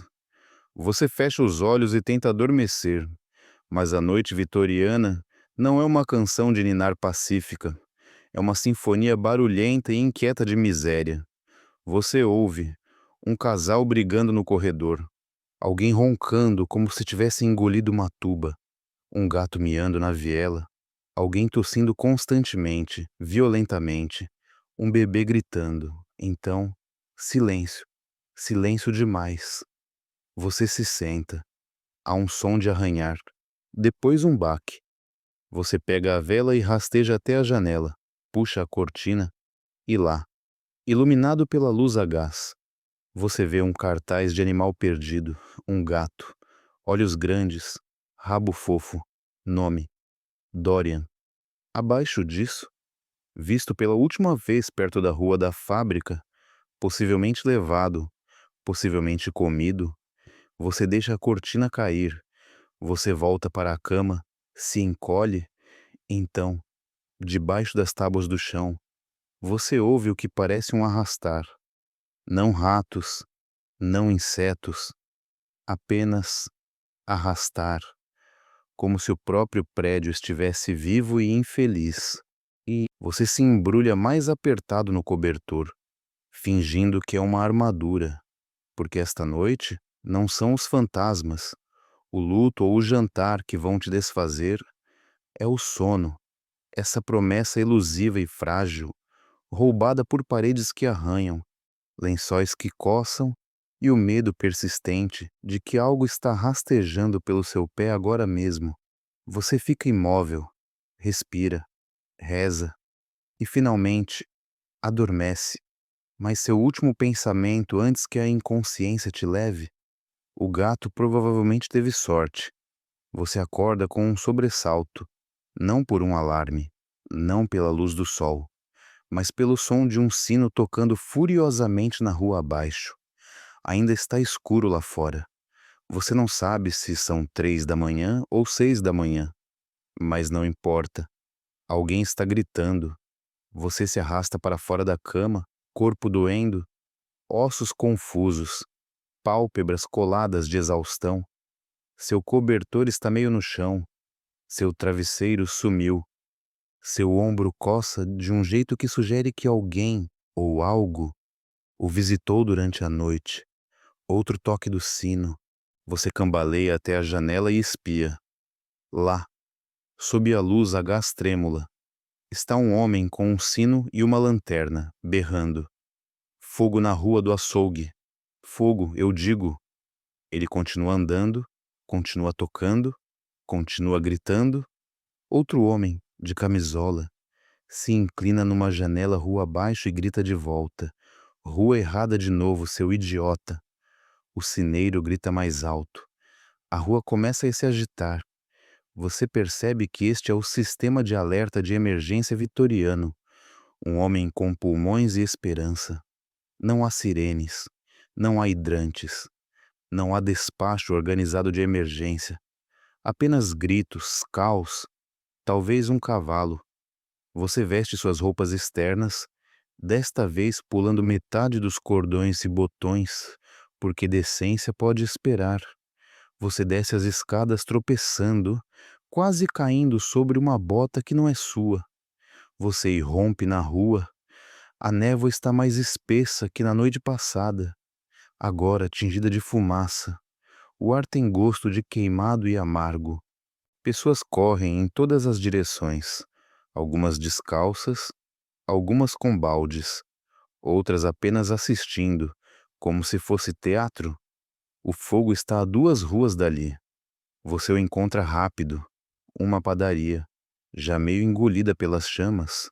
Mulheres gritam, crianças choram. Um homem tenta combater o inferno com um pano molhado e uma oração. A brigada de incêndio chega, mais ou menos. São 3 homens com uma bomba manual, um cavalo e um barril pequeno. Eles discutem sobre quem vai bombear. Alguém joga uma cadeira na janela do segundo andar. Um cachorro late heroicamente para essa fumaça. Você se oferece para ajudar, mas um homem retruca. A menos que tenha um balde ou um milagre, saia daí. Então, você fica parado e assiste. O prédio desaba lentamente, não como nos filmes, como um homem cansado se dobrando sobre si mesmo, pedaço por pedaço queimando. As pessoas ao seu lado discutem se o padeiro tinha seguro. Alguém menciona incêndio criminoso. Outro jura que viu um fantasma. Uma criança puxa seu casaco e pergunta: já é domingo? Você não faz ideia. Historiadores ainda debatem quão eficazes eram realmente as brigadas de incêndio vitorianas. Alguns as chamam de corajosos azarões, outros, geradores decorativos de caos. Você se encosta num poste e tosse. De novo. A fumaça do fogo não está ajudando o que quer que esteja escondido nos seus pulmões agora. Mas pelo menos, você não é o padeiro. É quando você ouve ding, ding, ding. Um vigia. Ele caminha na direção oposta, carregando um bastão, uma pequena lanterna e um livro de infrações. Ele grita alto: 15 para 5, sem assassinatos, sem roubos, um incêndio. A multidão aplaude sarcasticamente. Ele continua andando, murmurando sobre papelada. Você pisca. Isso é a aplicação da lei. Aparentemente, um homem que anda pelas ruas anunciando que ninguém foi assassinado. Ainda, você o segue à distância. Ele para ocasionalmente para escrever no seu livro, usando a própria saliva para umedecer a pena. Você observa enquanto ele repreende um bêbado dormindo numa escadaria. Cutuca uma bolsa suspeita perto de um pub e tira o chapéu para um gato. O gato o ignora. Você se identifica. Você pergunta qual é realmente o trabalho dele. Manter a noite sob controle, ele diz. Às vezes encontro um corpo. Às vezes escolto senhoras para casa. Às vezes só ando para que as pessoas pensem que alguém está vigiando. Você carrega uma arma? Ele bate no bastão. Já usou? Ele sorri. Só para bater em janelas e assustar adolescentes para irem para a cama. Você agradece. Ele acena e se afasta. Você percebe que a noite não é segura por causa dele. É apenas ligeiramente menos aterrorizante. O sol está começando a nascer agora. Mal. A cidade suaviza nas bordas. Cavalos bufam. Carroças de pão começam a rodar. Uma mulher varre sua entrada com a postura resignada de quem varreu a mesma sujeira por 30 anos. Você vagueia até uma ponte, esperando respirar um ar mais limpo. Você encontra. Quase água abaixo ainda é fétida, mas o vento a leva para outro lugar por enquanto. Você se apoia na grade, braços doloridos, alma machucada, em algum lugar atrás de você. Um sino toca de novo, por uma razão diferente. Talvez igreja, talvez outro incêndio. Isso nunca acaba aqui. Você respira fundo e por um momento fugaz, você se sente parado, não seguro, mas parado. Então, você ouve um sussurro ao seu lado. Manhã boa para desaparecer, hein? Você se vira, ninguém está lá. provavelmente uma piada, provavelmente o vento, provavelmente você não corre, não grita, apenas recua da ponte como quem se afasta de uma conversa com a própria morte. Talvez fosse uma voz, talvez fosse seu próprio cansaço sussurrando de volta. De qualquer forma, a névoa sobre a água é espessa demais, e você está acordado há tempo demais. Você precisa se afastar do rio. Você volta para o coração da cidade, esperando encontrar um momento de calma. Mas Londres vitoriana não faz calma, faz vigilância, escrutínio, a pressão lenta e sufocante de uma sociedade que te observa mesmo. Quando finge que não, você tenta andar rápido, mas suas botas, uma delas sem metade da sola, guincham traiçoeiramente. Seu casaco está úmido, seu cabelo está emaranhado. Você parece alguém que acabou de sair rastejando de uma sessão espírita e mal sobreviveu a um incêndio. O que, para ser justo, é preciso. Você passa por uma fileira de guardas em frente a uma casa de penhores. Os olhos deles vão para seu casaco, suas mãos, suas botas. Um levanta uma sobrancelha. Você desvia o olhar. Esse é o jogo agora. Não faça contato visual. Não fale a menos que falem com você. Não se mova como se não pertencesse, porque nesta cidade, sua roupa é seu passaporte, e a sua está começando a gritar. Viajante do tempo desempregado. Um homem vendendo jornais grita. Prisão no East End. Corpo encontrado num baú de chá. Criminoso tinha mãos impecáveis. Mãos impecáveis? Você instintivamente olha para suas sujas. Graças a Deus. Suspeitosamente impecáveis é um crime aqui. Historiadores ainda discutem se a polícia vitoriana era sobre justiça ou apenas preservar aparências.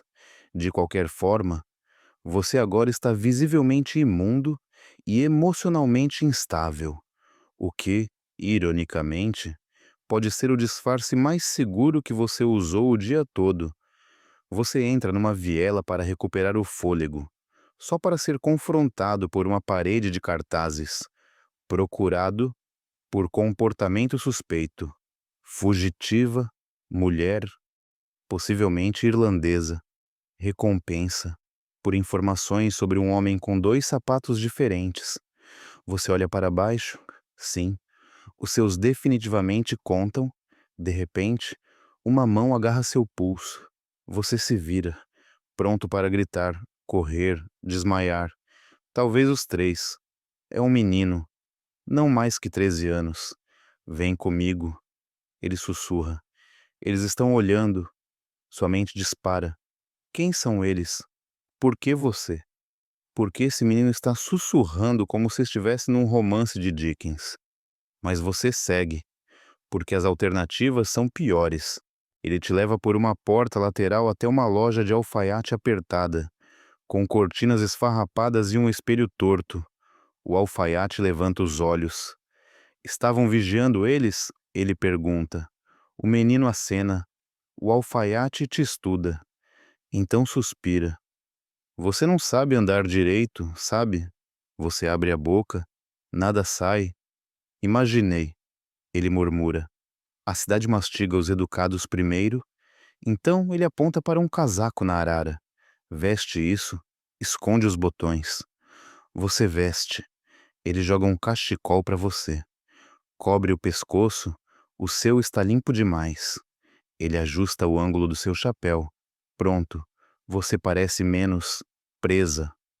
Você exala. Por que está me ajudando? O menino sorri. Porque um dia alguém vai me ajudar.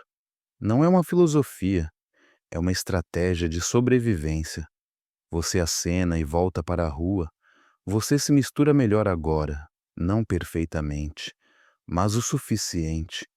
Você segue para o mercado, esperando desaparecer na multidão, mas ao passar por uma fileira de barracas de frutas, um guarda para na sua frente. Você, ele diz. Seu coração para. Ele semicerra os olhos. Suas botas. Você se prepara. Limpa demais. O quê? Você acabou de ser acusado de estar sujo demais. Agora limpo demais? Onde conseguiu elas? Ele pergunta. Você congela. Então diz: troquei por um chapéu, perto do asilo. Ele pausa, acena. Parece certo. Vá andando. E é assim que você aprende. Mentir é mais seguro que confusão. Você segue, passando por homens com caixas, mulheres com sombrinhas, crianças vendendo fósforos. Uma menina em trapos canta uma canção de ninar numa língua que você não reconhece. Ninguém para, ninguém dá gorjeta. Ela continua cantando mesmo assim. Você para descansar num banco ao lado de uma estátua de um general militar que provavelmente fez coisas terríveis. Seus pombos não parecem se importar. Eles fizeram um reino do chapéu dele. E é quando você ouve de novo um sussurro, não sobrenatural desta vez, humano. Você não é daqui. É uma velha enrugada, olhos gentis, dentes, opcionais. Você balança a cabeça. Ela acena sabiamente. Você anda como se ainda achasse que o mundo quer te ver feliz. Você não responde. Ela continua. Aprenda a dobrar os joelhos, a baixar o queixo e nunca, nunca pedir nada. Você pede uma mão. Eles cortam seu braço. Você consegue um sorriso cansado. Obrigado. Ela te dá um doce duro embrulhado em papel de jornal. Tem gosto de poeira e anis. Você chupa com gratidão. Você olha para cima. As nuvens começaram a se mover. O sol tenta romper, mas parece mudar de ideia no meio do caminho. Típico. Você não tem ideia de quanto tempo falta para sobreviver, mas sabe disso. Não quer terminar suas 24 horas na cadeia, ou pior, como uma curiosidade. Você se levanta, cambaleia, respira. Você tem uma última tarefa agora: chegar ao amanhecer. Você continua se movendo, pernas doendo, cabeça girando, coração entre por favor, pare e só mais uma hora. O céu virou uma cor que não existe realmente na sua era. Um cinza verde vitoriano doentio, tingido de fumaça de chaminé e os fantasmas de refeições que ninguém nunca quis. Seu cérebro está se desfazendo nas bordas agora. Você não comeu nada reconhecível em 12 horas. Foi encharcado por fluidos misteriosos, escapou por pouco de prisão, pulgas, fantasmas e sociedade educada. E agora? Agora é quase o amanhecer.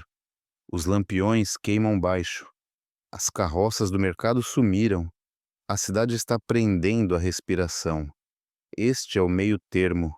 O momento antes que as engrenagens girem de novo. Antes que a fuligem atinja a seda.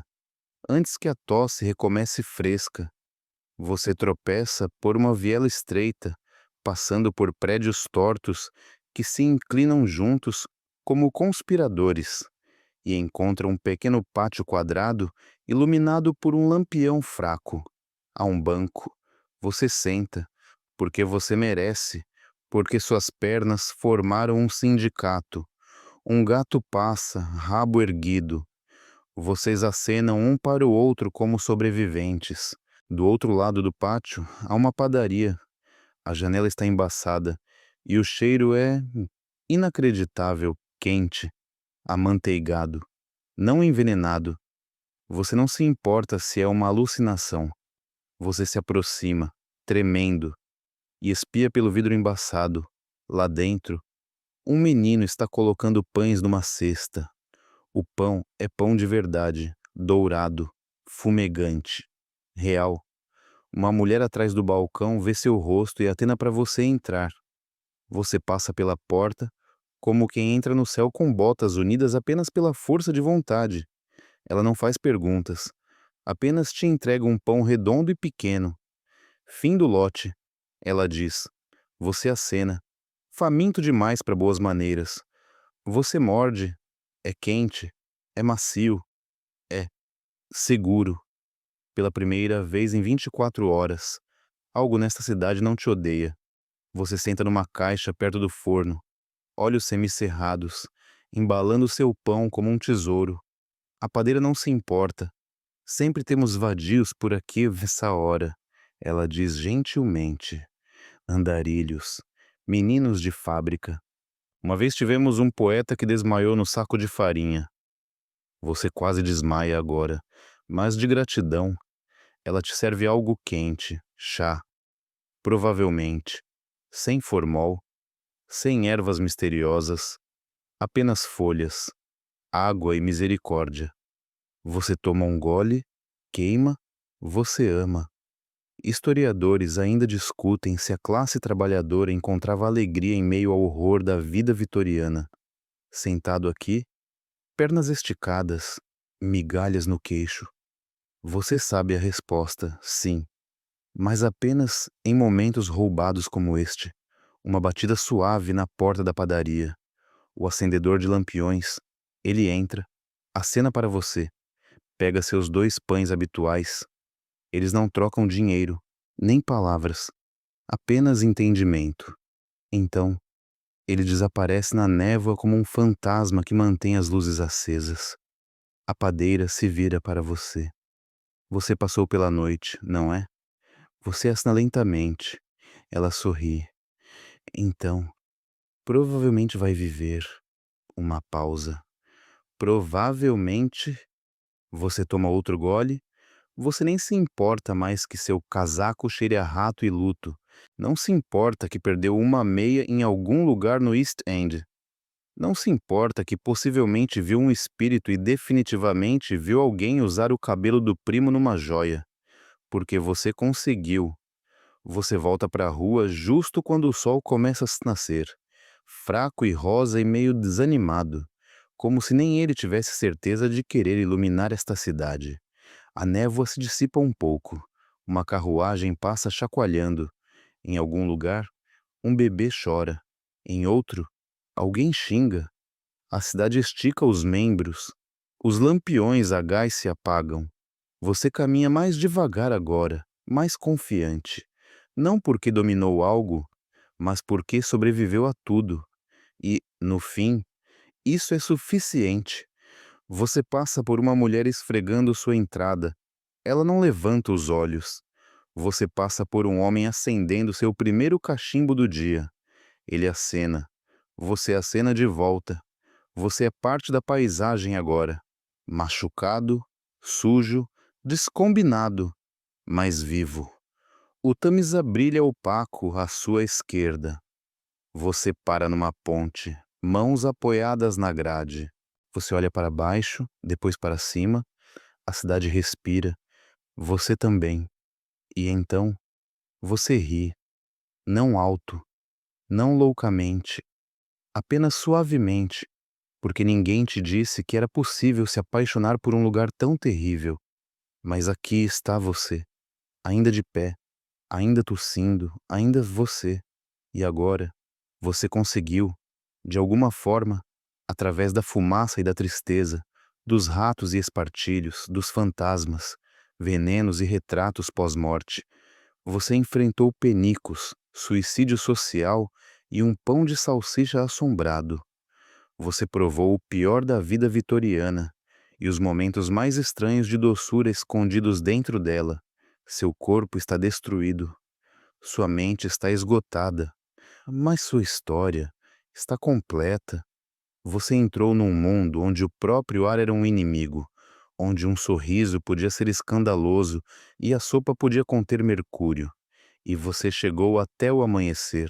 Então, agora, respire. Deixe seus ombros relaxarem. Deixe a névoa imaginada recuar. Deixe a luz da vela do seu próprio quarto piscar suavemente ao seu lado, te assegurando que sim, você está de volta ao seu tempo agora, sem espartilhos, sem sangria, sem sobremesa ectoplásmica. Você mereceu esse descanso, não só porque sobreviveu ao absurdo, mas porque escutou. Você se permitiu imaginar. Você caminhou pelas vielas manchadas de fuligem. Você lamentou, riu, coçou a coceira fantasma. E agora? Sua cama é macia. Seus lençóis estão limpos. Seu chá não está misturado com láudanum. E o único arranhar que você ouvirá é um galho roçando sua janela, não as garras de um conselho de ratos nas paredes. Então, vá em frente, feche os olhos, solte a névoa, solte os sinos, os botões, a crueldade agitada. Você voltou para casa, e amanhã vai parecer um pouco mais gentil porque esta noite você viajou para algum lugar terrível e encontrou algo belo em sobreviver a ele. Durma bem, viajante do tempo. Você mereceu seus sonhos.